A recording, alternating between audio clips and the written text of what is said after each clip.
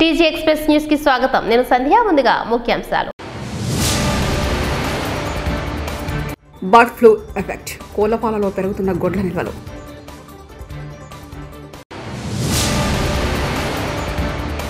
ఆయన పుస్తకం రాశారని నేను ఎప్పుడు అనుకోలేదు. సీఎం చంద్రబాబు.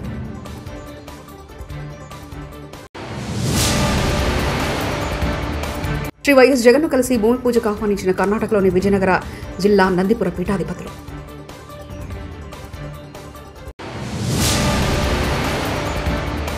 నాపై సీఎం రేవంత్ విమర్శలు, ప్రజలే జవాబిచ్చారు. కిషన్ రెడ్డి. నామక్కల్ కోళ్ల ఫారంలో 2 కోట్ల గుడ్లు నిల్వ ఉండడంతో యజమానులు ఆవేదన వ్యక్తం చేస్తున్నారు. నామక్కల్ మండల పరిధిలోని నామక్కల్, ఈరోడ్, తిరుప్పూర్, పల్లం తదితర ప్రాంతాల్లో 6 కోట్లకు పైగా కోళ్లను పెంచుతున్నారు. ఆ కోళ్లు ప్రతిరోజు 5 కోట్ల గుడ్లు పెడుతుంటాయి. ఈ గుడ్లను రాష్ట్ర ప్రభుత్వం పౌష్టికాహార పథకంలో వినియోగిస్తుండగా పొరుగు రాష్ట్రాలు, విదేశాలకు ఎగుమతి చేస్తుంటారు. ప్రస్తుతం ఆంధ్రప్రదేశ్ రాష్ట్రం బర్డ్ ఫ్లూలు విస్తరణ, ఎండల కారణంగా ప్రజలు కోడిగుడ్ల వినియోగం తగ్గించారు. శాసనమండలిలో మాదక ద్రవ్యాల వినియోగంపై చర్చ జరిగింది. ఈ సందర్భంగా హోంమంత్రి వంగలపూడి అనిత మాట్లాడుతూ గంజాయిపై ఉక్కుపాదం మోపుతున్నామని, మొట్టమొదటి టార్గెట్గా పెట్టుకుని ముందుకు వెళ్తున్నామని అన్నారు. కూటమి ప్రభుత్వం ఏర్పడిన తర్వాత గంజాయి నియంత్రణ కోసం ఈగల వ్యవస్థను ఏర్పాటు చేశామన్నారు. గత ప్రభుత్వంలో సీఎం ఇంటి దగ్గరే గంజాయి తాగి అత్యాచారం చేస్తే కనీసం నిందితుల్ని గుర్తించే పరిస్థితి లేకుండా ఉన్నాయని మండిపడ్డారు.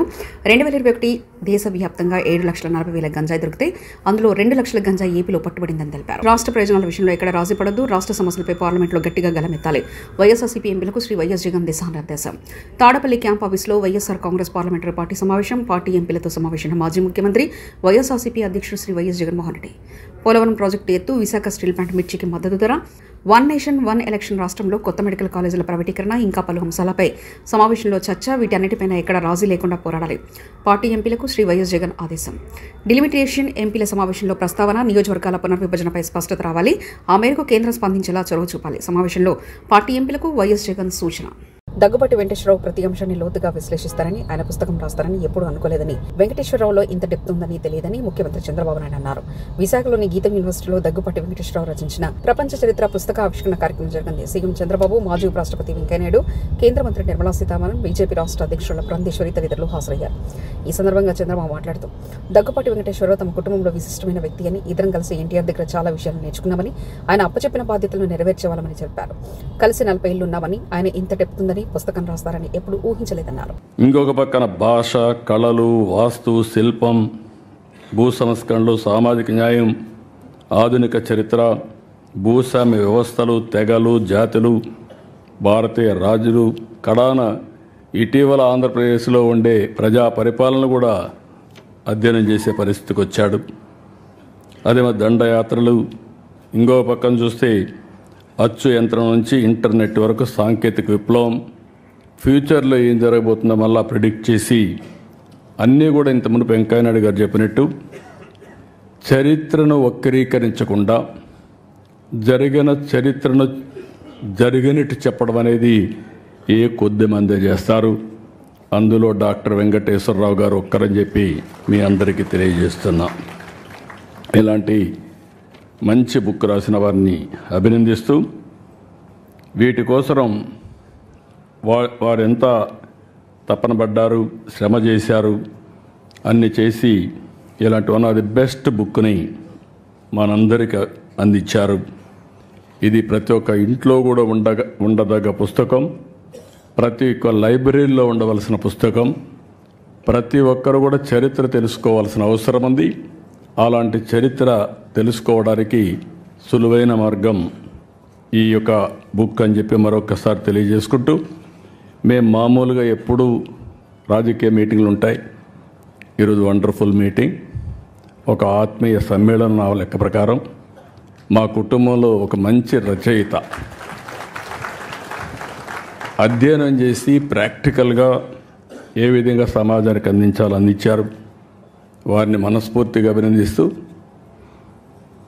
ఆయన ఒకసారి మాట్లాడుతూ తెల్లవారుజాము నిద్ర వచ్చేది కాదు, లేచి మళ్ళీ కాఫీ తాగేసి కూర్చొని రాసి తర్వాత పడుకునేవాడిని అని చెప్పారు. అంటే ఆ పట్టుదల ఉన్నప్పుడు మనిషిలో అలాంటి శక్తి వస్తుంది. ఓసారి నిద్ర రాని రాత్రులు గడుపుతూ ఉంటాం, కానీ అల్టిమేట్గా one of the best achievement. I wish him all the best. Excellent work. మీ అందరి తరపున మరొక్కసారి మనస్ఫూర్తిగా అభినందిస్తూ అందరికీ నమస్కారాలు. ఇంటర్మీడియట్ బోర్డులో సంస్కరణలు, మంత్రి నారా లోకేష్ కీలక వ్యాఖ్యలు. కళాశాల విద్యార్థుల ఆత్మహత్యలపై శాసనమండలిలో వైసీపీ ఎమ్మెల్సీలు ప్రశ్నించారు. వారి ప్రశ్నలను మంత్రి నారా లోకేష్ సమాధానమిచ్చారు. విద్యా సంస్థల్లో పిల్లలు ఆత్మహత్యలు చేసుకోవడం బాధాకరమన్నారు. పలు సమస్యలతో పిల్లలు ఆత్మహత్యలు చేసుకుంటున్నారని చెప్పారు. ర్యాగింగ్, ఒత్తిడి, ఫీజుల చెల్లింపు వల్ల ఎక్కువగా పిల్లలు ఆత్మహత్యలకు కారణమవుతున్నారన్నారు. పాఠశాల విద్యలోనూ మానసికంగా వేధిస్తున్నారనే అంశాలు వెలుగులోకి వస్తున్నాయని చెప్పారు. ఆత్మహత్యల నివారణకు ప్రభుత్వం చర్యలు తీసుకుంటుందని మంత్రి నారా లోకేష్ అన్నారు. అని చాలా స్పష్టంగా నేను చెప్తాను జరిగింది అధ్యక్ష. 2016లో 6 చనిపోయారు అధ్యక్ష. మళ్ళీ 2019లో 4 చనిపోయారు. 2021లో 7 చనిపోయారు. 22లో 12 మంది చనిపోయారు అధ్యక్ష. మళ్ళీ 23లో 17 మంది. 24 వచ్చి మళ్ళీ 6. అంటే ప్యాటర్న్ లేదు అధ్యక్ష, పెరుగుతున్న ప్యాటర్న్ లేదు. టెక్నికల్ ఎడ్యుకేషన్ లో కూడా ఒక సంవత్సరం 2-3 చనిపోతున్నారు, ఒక సంవత్సరం 11 మంది చనిపోయారు, ఒక సంవత్సరం 1 చనిపోయారు. ప్యాటర్న్ అనేది లేదు. ఇంకో పక్కన యూనివర్సిటీలో కూడా ఆత్మహత్యలు జరిగినాయి. డేటా రిపోర్టింగ్ 2014 నుంచి ఉంది అధ్యక్ష. అప్పటి నుంచి చూస్తే 18 మంది, అంటే గత దశాబ్దంలో 18 మంది ఆత్మహత్య చేసుకోవడం జరిగింది అధ్యక్ష. ఈ స్కూల్ వెల్నెస్ టీమ్స్ ఏర్పాటు చేసి ప్రైవేట్ మరియు ప్రభుత్వ జూనియర్ కళాశాలకి ఓరియంటేషన్ ఇచ్చి ఎర్లీ సిమ్టమ్స్, అంటే ఆత్మహత్య చేసుకోవాలనేది ఒక్క క్షణంలో ఆలోచించి కాదు, ఒక సిమ్టమ్ అనేది ఉంటుంది. విద్యార్థులు ఆ సిమ్టమ్ మనం క్యాప్చర్ చేయాల్సిన అవసరం ఉంది అధ్యక్ష. పిల్లల్ని ఆత్మహత్య చేసుకోకుండా చూసుకోవాల్సిన బాధ్యత ఉంది అధ్యక్ష. కేవలం జూనియర్ కళాశాల నుంచి విశ్వవిద్యాలయాల వరకే కాకుండా ఈవెన్ స్కూల్ ఎడ్యుకేషన్ లో కూడా అధ్యక్ష, ఇవన్నీ కూడా ఏంటంటే స్కూల్ ఎడ్యుకేషన్ లో కూడా ఈ రోజు మేము కొన్ని కౌన్సిలర్స్, సుమారుగా 280 కౌన్సిలర్స్ మేము నియమించాం. వాళ్ళని టీచర్లు కూడా, ఉపాధ్యాయులు కూడా ట్రైనింగ్ ఇస్తారు అధ్యక్ష. QPR ఇన్స్టిట్యూట్ US అధ్యక్ష, ఇది one of the best institute, అంటే ఇది ఆత్మహత్యలు నివారించడానికి one of the best institute. వాళ్ళ ఒక ఒప్పందం. తెలుగు భాషలో ప్రపంచ చరిత్ర పుస్తకం ఆవిష్కరణ హర్షణీయమని మాజీ ఉపరాష్ట్రపతి వెంకయ్యనాయుడు అన్నారు. విశాఖ గీత యూనివర్సిటీలో దగ్గుపాటి వెంకటేశ్వర రచించిన ప్రపంచ చరిత్ర పుస్తకావిష్కరణ కార్యక్రమంలో వెంకయ్య పాల్గొన్నారు. ఈ సందర్భంగా మాట్లాడుతూ మన గుర్తింపుకు చరిత్ర అనేది ఒక పునాది అని తెలిపారు. ప్రపంచ చరిత్రను పుస్తకం రాయడం అంత తేలికేమి కాదన్నారు. ఎన్టీఆర్ నటన గురించి పుస్తకం రాయడం కూడా సాధ్యమయ్యే పని కాదన్నారు. వివిధ సంఘటనల క్రమేణా ఎలా మారాయో చరిత్ర చెప్తుందని తెలిపారు. ఈ ప్రపంచ చరిత్రలో జరిగిన పరిణామ క్రమాన్ని సరళమైన భాషలో సామాన్యులకు అర్థమయ్యేటట్టుగా పుస్తకాన్ని తీసుకురావడం చాలా ముదావహమైనటువంటి విషయం అని చెప్పి నేను మనం చేస్తున్నాను. ఈ వివిధ సంఘటనలు క్రమేణా ఎలా మారాయి, వర్తమానం భవిష్యత్తును ఎలా ప్రభావితం చేస్తాయి అనే విషయాన్ని ఎప్పుడు చరిత్ర చెప్తూ ఉంటుంది మనకి. చరిత్ర దానంతట అది రాసుకోదు. చరిత్రను కూడా ఎవరో ఒకరు రాయాలి. మామూలుగా రాజకీయాలు, ఆర్థిక శాస్త్రం, సంస్కృతి, విజ్ఞాన శాస్త్రం, మతం సహా మానవ సమాజంలోని అన్ని అంశాలను ఈ చరిత్ర స్పృశిస్తుంది. మామూలుగా చరిత్ర అంటే కేవలం గత సంఘటనల కాలక్రమం కాదు. చరిత్రలో అదొక భాగం మాత్రమే. మన గుర్తింపునకు చరిత్ర అనేది ఒక పునాది. అది మన ఉనికికి సాక్షి మాత్రమే. చరిత్ర ద్వారానే మానవాడికి జరిగిన మంచి చెడులు, విషాదాలు, వివిధ సమాజాలు ఎదిగిన లేదా క్షీణించిన తీరు, నాగరికత విరసిల్లినా లేదా అంతరించిన ఆ యొక్క తీరును తెలుసుకోగలం. చరిత్ర ద్వారానే అది సాధ్యమవుతుంది. దీనిని బట్టే వర్తమానాన్ని సరిదిద్దుకుంటూ, చరిత్ర నుంచి గుణపాఠాలు నేర్చుకుంటూ, భవిష్యత్తుకు మంచి ప్రణాళికలను వేసుకుంటూ ముందుకెళ్లే ప్రయత్నం విఘ్నులైన వారు ఎవరైనా చేస్తారు. మామూలుగా గతం లేనిదే వర్తమానం లేదు, వర్తమానం లేనిదే భవిష్యత్తు లేదు. అందుకే చరిత్రను సరిగా నమోదు చేయడం, చరిత్రను తెలుసుకోవడం చాలా అవసరం. అసెంబ్లీ అర్బన్ ఎమ్మెల్యే దగ్గుపాటి తొలి ప్రసంగం. మొదటిసారి అనంతపురం సమస్యలను అసెంబ్లీ దృష్టికి తీసుకెళ్లిన దగ్గుపాటి డంపింగ్ సమస్యకు పరిష్కారం చూపించాలని సభ దృష్టికి వెళ్లిన దగ్గుపాటి వచ్చే గాంధీ జయంతి రోజున డంపింగ్ యార్డ్ తరలించేలా చర్యలు తీసుకోవాలని కోరిన ఎమ్మెల్యే దగ్గుపాటి ప్రసాద్. అలాగే ఐటీ విద్యాశాఖ మంత్రి లోకేష్ అన్న గారికి, అనంతపురం నగర ప్రజలకు అందరికీ, నా తోటి శాసనసభ్యులకు అందరికీ నమస్కరిస్తూ, అధ్యక్ష, మా అనంతపురంలో ముఖ్యంగా గత 20 ఏళ్ళ నుంచి డంపింగ్ యార్డ్ సమస్య నెలకొంది అధ్యక్ష. దాదాపు మా అనంతపురం జనాభా 4,90,000 కలిగి ఉంది. ప్రతి సంవత్సరం 2.5% వృద్ధి రేటు అక్కడ ఉంటుంది. దాదాపు 50 డివిజన్లు, 4 పంచాయతీలు కలిగి ఉంది అధ్యక్ష. గత ఎలక్షన్స్ లో భాగంగా డంపింగ్ యార్డ్ ని మేము తొలగిస్తామని చెప్పేసి చెప్పడం జరిగింది అధ్యక్ష. దీనిలో భాగంగా 6 నెలల నుంచి నేను ముఖ్యమంత్రి వర్యులను అలాగే మన అర్బన్ శాఖ మంత్రులు నారాయణ గారిని కలవడం జరిగింది అధ్యక్ష. ఈ అక్టోబర్ 2వ తేదీ లోపల మొత్తం క్లీన్ చేస్తామని చెప్పేసి చెప్పడం జరిగింది అధ్యక్ష. దీనికి యాక్చువల్గా ఇది హైవే పక్కనే ఉంటుంది అధ్యక్ష. ఈ డంపింగ్ యార్డ్ వలన హైవేలో యాక్సిడెంట్లు జరుగుతున్నాయి. అలాగే అక్కడ ఇంతకుముందు గత 20 ఏళ్ళ ముందు అది అవుట్స్కట్స్గా ఉండేది, ఇప్పుడు దాదాపు అనంతపురం సెంటర్కి చేరిపోయింది అధ్యక్ష. డంపింగ్ యార్డ్ని తరలించడానికి రెవెన్యూ శాఖ వారిని దాదాపు ఒక 50 ఎకరాలు ల్యాండ్ అడగడం జరిగింది అధ్యక్ష. దీని మీద రెవెన్యూ శాఖ మంత్రి స్పందించి ఈ ల్యాండ్ని అలాట్ చేయమని చెప్పేసి కోరడం జరుగుతోంది అధ్యక్ష. వైఎస్ఆర్సీపీ కేంద్ర కార్యాలయంలో మాజీ ముఖ్యమంత్రి వైఎస్ఆర్సీపీ అధినేత వైఎస్ జగన్మోహన్ రెడ్డి కర్ణాటకలోని విజయనగర జిల్లా నదీ తీరపు పీఠాధిపతులు గురువారం కలిశారు. భూమి పూజకు ఆయన ఆహ్వానించారు. ఏప్రిల్ 30న నదీ తీరంలో ప్రపంచంలో ఎత్తైన 108 అడుగుల శ్రీ అర్ధనారీశ్వరి స్వామి విగ్రహానికి భూమి పూజ కార్యక్రమం నిర్వహించారు. ఆహ్వాన పత్రికను జగన్మోహన్ రెడ్డికి అందించారు.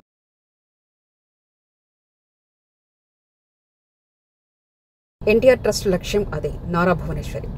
విజయవాడలో ఎన్టీఆర్ ట్రస్ట్ భవన నిర్మాణానికి NTR memorial trust managing trustee Nara Bhuvaneshwari గురువారం ఉదయం శంకుస్థాపన చేశారు. స్థానిక సాయిబాబా మందిరంలో ప్రత్యేక పూజలు నిర్వహించిన అనంతరం శంకుస్థాపన కార్యక్రమంలో భువనేశ్వరి పాల్గొన్నారు. విజయవాడ టీచర్స్ కాలనీలో సాయిబాబా గుడి వీధిలో 600 గజాల స్థలంలో భవన నిర్మాణానికి శంకుస్థాపన చేశారు. ఈ కార్యక్రమంలో విజయవాడ ఎంపీ కేశినేని చిన్ని పాల్గొన్నారు. మేనేజింగ్ ట్రస్టీగా నేను ఈ ట్రస్టు ముందుకి మా టీంతో పాటు చాలా సేవా కార్యక్రమాలు ప్రజల కోసం తీసుకెళ్తున్నాం.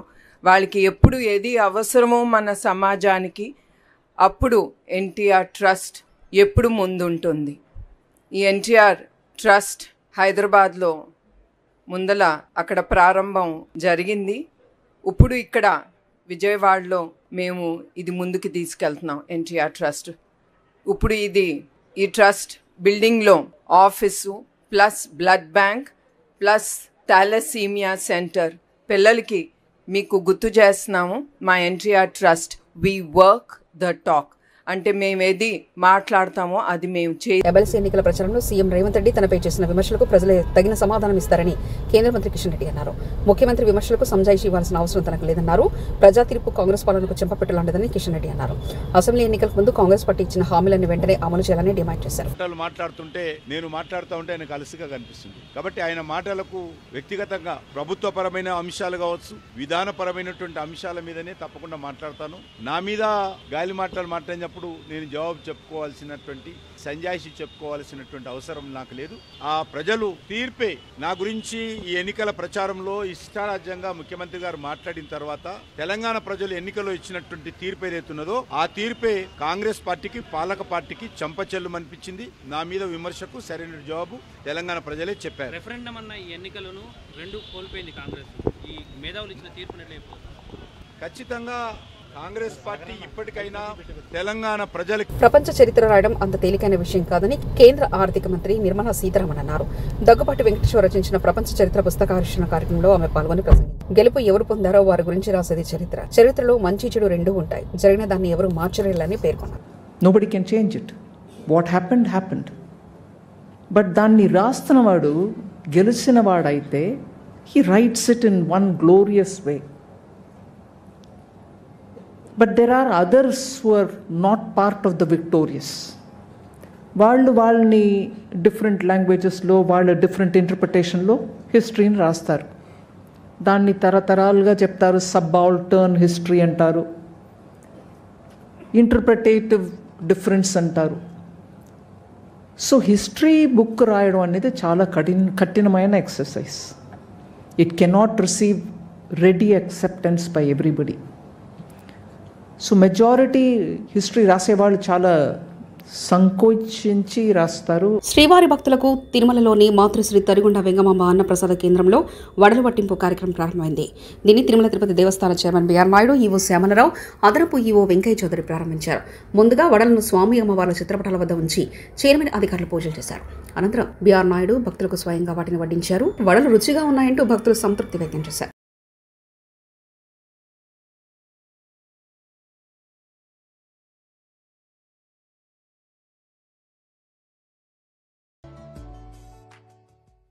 ఈ అన్నప్రసాదం సెంటర్కి వచ్చి భోజనం చేయడం జరిగింది. ఆ సందర్భంగా నా మనసులో ఒక ఆలోచన వచ్చింది, ఇంకొక పదార్థం పెడితే బాగుంటుందని. దాన్ని ముఖ్యమంత్రి చంద్రబాబు నాయుడు గారి దృష్టికి తీసుకెళ్ళడం, వారు వెంటనే ఆమోదించడం, ఆ తర్వాత అధికారులతో చర్చించి బోర్డు సమావేశంలో ప్రవేశపెట్టి అందరి ఆమోదయోగ్యంతో ఈరోజు మసాలా వడ ఇంట్రడ్యూస్ చేసి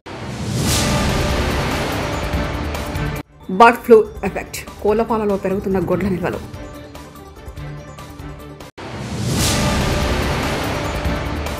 ఆయన పుస్తకం రాశారని నేను ఎప్పుడు అనుకోలేదు సీఎం చంద్రబాబు.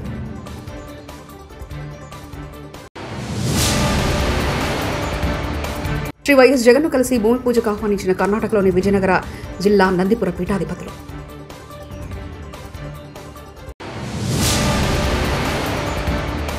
నాపై సీఎం రేవంత్ విమర్శలు ప్రజలే జవాబిచ్చారు. Kishan Reddy. TG express news ఇంతటితో సమాప్తం. Keep watching TG express.